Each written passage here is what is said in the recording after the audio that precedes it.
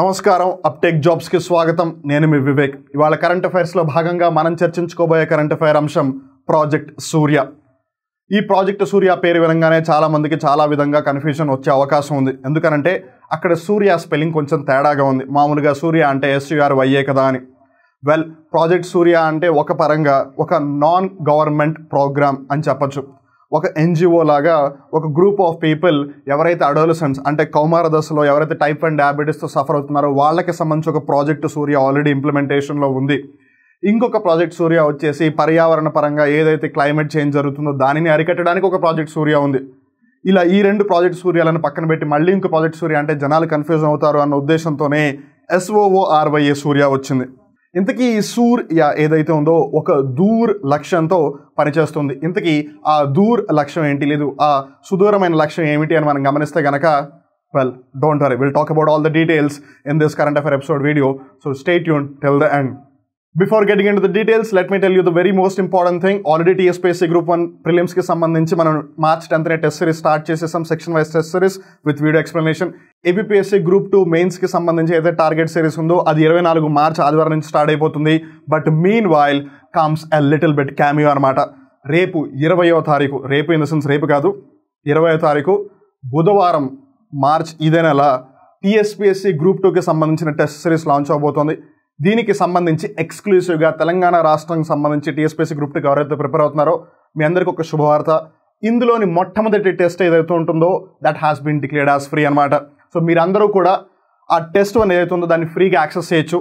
అప్టెక్ jobs యాప్లోకి వెళ్ళి my కోర్సెస్లోకి వెళ్ళి మీరు TSPSC Group 2 ఐకాన్ మీద క్లిక్ చేస్తే మీకు అక్కడ టెస్ట్లు కనిపిస్తాయి.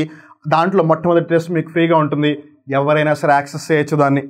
And why is it so special, ఎందుకు ఈ క్యామియో అయిన TSPSC Group 2 గురించి డిస్కస్ చేస్తున్నాము అంటే because it's a strategic thing అనమాట. ఇక్కడ మీరు జాగ్రత్తగా గమనిస్తే 20వ తారీఖు ఏదైతే టెస్ట్ జరుగుతుందో అందులో అన్ని సబ్జెక్టులు ఉండవు. Basically what we're trying to focus over here is ప్రతి వారం కూడా ఒక పర్టికులర్ అంశానికి సంబంధించి కొన్ని పర్టికులర్ అంశాలకి సంబంధించి మనకి టెస్ట్ జరుగుతుంది. అలా మొదటి వారం వచ్చేసి ద ఐడియా ఆఫ్ తెలంగాణ, అసలు తెలంగాణ అనే ఆలోచన, తెలంగాణ అనే ఒక భావన ఎక్కడి నుంచి వచ్చింది, అలానే ద ఇండియన్ హిస్టరీ, భారతదేశ చరిత్ర. మళ్ళీ ఈ సబ్జెక్టులకి సంబంధించి కూడా మొత్తం కంటెంట్ ఉండదు. సో ప్రతి వారం కూడా ఇలా ఒక్కొక్క టాపిక్కి సంబంధించి సిలబస్ మీకు ముందుగానే చెప్పి వాటికి సంబంధించిన టెస్టులు పెట్టి కొన్ని వారాలు గడిచిన తర్వాత ఆ ముందు జరిగిన టెస్టులన్నిటికి సంబంధించి ఒక గ్రాండ్ టెస్ట్ కండక్ట్ చేస్తారు. అట్లా ఒక స్ట్రాటజిక్ వేలో మీరు TSPSC Group 1 ప్రిలిమ్స్ రాస్తున్నా, TSPSC Group 2 ప్రిలిమ్స్ రాస్తున్నా, లేదు వాట్ ఎవర్, లేదు మీరు APPSC Group 2 మెయిన్స్ రాస్తున్నా సరే మీరు ఖచ్చితంగా మీ లక్ష్యాన్ని చేరుకోవాలన్న ఉద్దేశంతో అప్టెక్ జాబ్స్ ఈ విధంగా చర్యలు తీసుకుంటోంది. అందుకని వీడికి సంబంధించి మీకు ఏ విధమైన సందేహాలు ఉన్నా సరే 9133449696 నెంబర్కి కాల్ చేయండి, మర్చిపోవద్దు. And don't forget to install Uptake Jobs in your phone if you haven't done it yet. Now let's get into the context.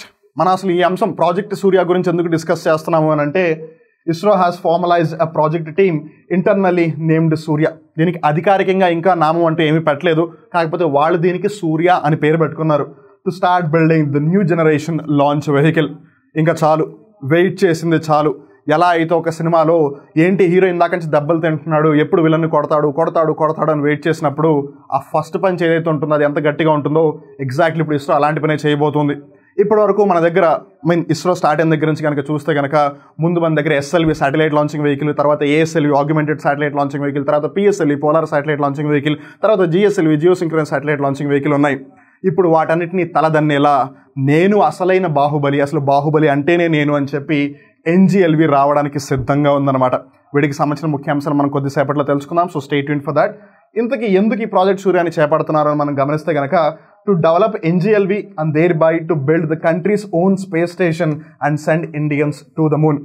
రానున్న దశాబ్దన్నర కాలం, రానున్న 2 దశాబ్దాలు అంటే రాబోతున్న 10 నుండి 20 సంవత్సరాల కాలంలో ISRO ఎన్నో చారిత్రక ఘట్టాలను చేపట్టాలి అని అనుకుంటుంది. అందులో ముఖ్యమైనవి మనం గమనించినట్టయితే కనుక అధిక బరువు ఉన్న పేలోడ్లని అంతరిక్షంలోకి తీసుకువెళ్ళగలగడం. ప్రస్తుతానికి ఇండియా మహా అయితే 3 to 5 కేటగిరీ, 3 tons నుంచి 5 ton కేటగిరీ వరకే పేలోడ్స్ని తీసుకెళ్ళగలుగుతుంది.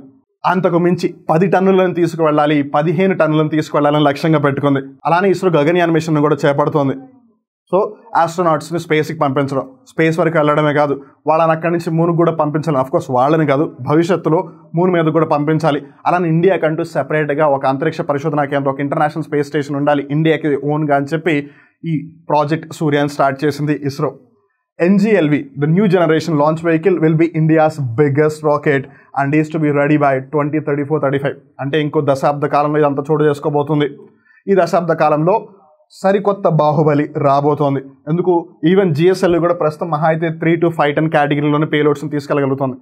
లాంచ్ వెహికల్ అన్న రాకెట్ అన్న ఒకటే, కన్ఫ్యూజ్ అవ్వద్దు. సో బేసిక్గా ఏవైతే శాటిలైట్స్ ఉపగ్రహాలు ఉన్నాయో వాటిని పైకి తీసుకెళ్లే వాహక నౌకనే మనం ఇన్ జనరల్గా రాకెట్ అంటాం. So that's how NGLV will be the biggest rocket India will ever have. ఒకవేళ ఈ NGLV ఇండియాలో సక్సెస్ అవ్వాలి అని అంటే దానికి కావాల్సిన one of the major requirement ఏంటి అని అంటే third launch pad at Sriharikota will be necessary. అంటే ఖచ్చితంగా ఉండి తీరాలి. ప్రస్తుతం శ్రీహరికోట దగ్గర 2 లాంచ్ ప్యాడ్లు ఉన్నాయి. అండ్ ఇంకోటి కులశేఖర పట్టణం తమిళనాడు రాష్ట్రంలో కొత్తగా ఇంకో లాంచ్ ప్యాడ్ని ఏర్పాటు చేస్తున్నారు. కాకపోతే ఈ పెద్ద రాకెట్ ఏదైతే రాబోతుందో బాహుబలి కా బాప్, దాన్ని ఒకవేళ లాంచ్ చేయాలంటే వేరే స్పెషల్ ఎక్విప్మెంట్స్ కావాలి. So considering all of that, ఆ స్పెషల్ కాన్ఫిగరేషన్కి సంబంధించి NGLVని లాంచ్ చేయడానికి శ్రీహరికోట దగ్గర ఒక థర్డ్ లాంచ్ ప్యాడ్ని ఎస్టాబ్లిష్ చేస్తారు. అలాగే వీటికి సంబంధించిన ఫీచర్స్ ఏంటి అని గమనిస్తే కనుక 3 stage లాంచ్ వెహికల్, సాలిడ్ అవ్వచ్చు, లిక్విడ్ అవ్వచ్చు, లేదు క్రయోజెనిక్ ఇంజిన్ అవ్వచ్చు. బేసిక్గా ఇట్స్ 3 stage లాంచ్ వెహికల్. ఇందులో ఇంధనంగా వేటిని ఉపయోగించవచ్చు అని గమనిస్తే పర్యావరణ సహితంగా ఉండాలి. It has to be environment friendly. So green fuel combinations like methane liquid oxygen, kerosene liquid oxygen use చేసే అవకాశాలు ఉన్నాయి. సో కాంపిటేటివ్ ఎగ్జామ్స్లో క్వశ్చన్స్ ఈ విధంగా కూడా అడగచ్చు. ఈ methane liquid oxygen, kerosene liquid oxygen అనేది వార్తల్లో ఎందుకు వినిపిస్తుంది? ఇది అంతరిక్షానికి సంబంధించిన అంశాలు, లేదు రాకెట్ ఇంధనానికి సంబంధించిన అంశాలు, లేదు పరిశ్రమల్లో వాడే రసాయనాలు అని ఇలా ఆప్షన్స్ ఇచ్చి అడిగే అవకాశం కూడా ఉంది. జాగ్రత్తగా గుర్తుపెట్టుకోండి. ఒకవేళ NGLV నిజంగానే సక్సెస్ఫుల్ అయితే గనక the payload capacity would be up to 10 tons to geostationary transfer orbit that is more than twice the capability India's current heavier rocket the LVM-3 has. So LVM-3 ఏదైతే ఉందో అది ప్రస్తుతం మన ఇస్రో దగ్గర ఉన్న అత్యంత భారీ రాకెట్, అత్యంత భారీ లాంచ్ వెహికల్ అనమాట. దానికన్నా 2 రెట్ల అధిక బరువు ఉన్నది కూడా ఈ NGLV తీసుకెళ్ళగలదు, which is 10 tons. Of course ఇక్కడ ఏదో ఇండియాని డిమీన్ చేయాలి అనో లేదు అగౌరవపరచాలి అని కాదు కానీ, but if you really try to speak the facts, ఒకవేళ నిజంగా మనం ఫ్యాక్ట్స్ని మాట్లాడుకుంటే మనకి ఇది నిజంగా ఇప్పటికే చాలా పెద్దదని అనిపిస్తుంది. But still we're lacking a bit behind అని చెప్పాలి. If you take an example, SpaceXకి సంబంధించి ఫాల్కన్ హెవీ ఉంది. Falcon Heavy is the world's heaviest operational rocket at the current moment. అంటే ప్రస్తుతం ప్రపంచవ్యాప్తంగా అధిక బరువును తీసుకువెళ్ళగలిగే రాకెట్ ఏదైనా ఉందా అంటే అది ఫాల్కన్ హెవీ అనమాట. దాన్ని తయారు చేసింది SpaceX. ఇది లోవర్ ఎర్త్ ఆర్బిట్, అంటే ఎర్త్కి దగ్గరలో ఉన్న ఆర్బిట్లోకి అయితే దగ్గరగా 63,000 కిలోల బరువును తీసుకెళ్ళగలదు. అదే ఒకవేళ మనం జియో స్టేషనరీ ట్రాన్స్ఫర్ ఆర్బిట్, దేనికైతే NGLVని పంపించాలనుకుంటున్నామో, ఈ 10 ton కెపాసిటీని పంపించాలనుకుంటున్నామో, అదే GTO ఆర్బిట్కి ఈ రాకెట్ అయితే ఈజీగా 16,000 kgsని పంపించగలదు. ఇది ఆల్రెడీ ఎగ్జిస్టెన్స్లో ఉంది. మనం ఇంకా 10 tonsని టార్గెట్గా పెట్టుకుంటున్నాం. అఫ్ కోర్స్ టార్గెట్ ఎప్పుడు కూడా అచీవ్ చేయగలిగే అంత పెట్టుకోవాలి. అచీవ్ చేయలేని టార్గెట్ పెట్టుకుంటే will never be able to reach it. So ఏది ఏమైనా సరే ఇట్స్ ఎ గుడ్ జంప్ అని చెప్పాలి. 3 to 5 tons తీసుకెళ్ళగలిగే LVM-3 నుంచి 10 tons అంటే it's a great thing. We really wish that ISRO అలానే ముందుకు మూవ్ అవుతుండాలి, ఇంకా తొందరగా మూవ్ అవ్వాలి, ఇంకా ఎన్నో చరిత్రలు తిరగరాలని మనస్ఫూర్తిగా కోరుకుందాం. As we're talking about the orbits GTO, here you can see the various orbits అనమాట. సో భూమి నుంచి మన అంతరిక్షం వైపు అడుగులు వేస్తుంటే భూమి నుంచి దూరంగా వెళ్ళిపోతున్నప్పుడు ఒక్కొక్క ఆర్బిట్ వస్తూ ఉంటుంది. So geostationary orbit, lower earth orbit, medium earth orbit, polar orbit, అలానే transfer orbits and geostationary transfer orbit. So ఒకవేళ ఆర్బిట్ భూమికి దగ్గరగా ఉంటే రాకెట్లు ఎక్కువ బరువుని తీసుకు వెళ్ళగలగవు. అండ్ కన్సిడరింగ్ ఆర్బిట్ అంటే ఈ కక్ష ఏదైతే ఉంటుందో అది భూమికి దగ్గరగా ఉంటే ఎక్కువ బరువుని తీసుకెళ్ళగలుగుతాయి. ఆ కక్ష ఆర్బిట్ దూరంగా ఉంటే బరువును తక్కువ తీసుకెళ్ళగలుగుతాయి. అందుకే ఫాల్కన్ 9 హెవీ లోవర్ ఎర్త్ ఆర్బిట్లో అయితే 63,000 అంటే 63 tonsని తీసుకెళ్ళగలదు. వేరాస్ జియో స్టేషనరీ ట్రాన్స్ఫర్ ఆర్బిట్ దగ్గరికి వచ్చేసరికి ఓన్లీ 16,000 లేదా 16 tons కెపాసిటీ మట్టుగా తీసుకెళ్ళగలదు. సో ఇస్రో వాళ్ళు NGLV ఏదైతే తయారు చేస్తున్నారో వాళ్ళు ఇదే ఆర్బిట్కి అరౌండ్ 10 tons కెపాసిటీని తీసుకెళ్ళాలనుకుంటున్నారు. They are not pushing their limits to put it in the very straight way. But again considering the present scenario that we're in, this is a great thing. అలానే features అంటే గుర్తుకొచ్చింది, March 10వ తారీఖున already TSPSC Group 1 prelims launch అయిపోయింది. And March 24వ తారీఖున MPPSC Group 2 mains test series start అవుతుంది. And గుర్తుంది కదా 20 మార్చ్ బుధవారం, ఆదివారం కాదు, TSPSC Group 2కి సంబంధించిన టెస్ట్ లాంచ్ అవుతాయి. అండ్ మొట్టమొదటి టెస్ట్ వచ్చేసి ఫ్రీ. మీరందరూ కూడా తెలంగాణ రాష్ట్ర వ్యాప్తంగా ఎవరైనా సరే ఆ టెస్ట్ని అటెంప్ట్ చేయొచ్చు. అండ్ రిమెంబర్, మీరు ఈ ఫ్రీ గ్రాండ్ టెస్ట్ అటెంప్ట్ చేసి మీకు ఏ విధంగా క్వాలిటీ ఉంటుంది, ఏ విధంగా మీ ప్రిపరేషన్కి హెల్ప్ అవుతుందో ఒకసారి చూసి తర్వాత you can purchase what ever the course that you want. And remember, already TSPSC group 1 prelims course start అయిపోయినా సరే మీరు ఇప్పటికీ కూడా కావాలంటే బై చేసి ఆల్రెడీ అయిపోయిన టెస్ట్లను కూడా మీరు అటెంప్ట్ చేయవచ్చు. అండ్ వాటిని ఎన్నిసార్లు కావాలనుకుంటే అన్నిసార్లు అటెంప్ట్ చేయవచ్చు. And the most important thing again here is దానికి సంబంధించిన వీడియో ఎక్స్ప్లెనేషన్ కూడా మీకు ప్రొవైడ్ చేయడం జరుగుతుంది. ఆ క్వశ్చన్కి అదే ఆన్సర్ ఎందుకైంది, వాటికి సంబంధించిన ఇంపార్టెంట్ ఫ్యాక్ట్స్ అండ్ ఫీచర్స్ ఏమున్నాయి అవి కూడా మీరు అంతా తెలుసుకుంటారు. So it will be holistic preparation for your examination అనమాట. మనం ఇంకెందుకు ఆలోచిస్తున్నారు? సో టీఎస్పీఎస్సీ గ్రూప్ 1 ప్రిలిమ్స్ అయినా, ఏపీపీఎస్సీ గ్రూప్ 2 మెయిన్స్ అయినా, టీఎస్పీఎస్సీ గ్రూప్ 2 అయినా సరే డోంట్ మిస్ దిస్ ఛాన్స్. అలానే ఈ ప్రాజెక్ట్ సూర్య అనుకున్నంత ఈజీ అయితే కాదు, because there are so many additional features to this. Reusability ఒక విధంగా చెప్పాలి అని అంటే మన దగ్గర రీయూజబుల్ టెక్నాలజీ ఉన్నా మనంత కమర్షియల్గా దాన్ని యూటిలైజ్ చేయట్లేదు. సో కన్సిడరింగ్ ఈ ఎన్జీఎల్వి ఏదైతే ఉందో, ఏదైతే జియో స్టేషన్ ట్రాన్స్ఫర్ ఆర్బిట్స్కి 10 tons వరకు బరువును తీసుకెళ్ళగలదో దాన్ని రీయూజబుల్గా కూడా ఉండే విధంగా తయారు చేయాలని లక్ష్యం పెట్టుకున్నారు.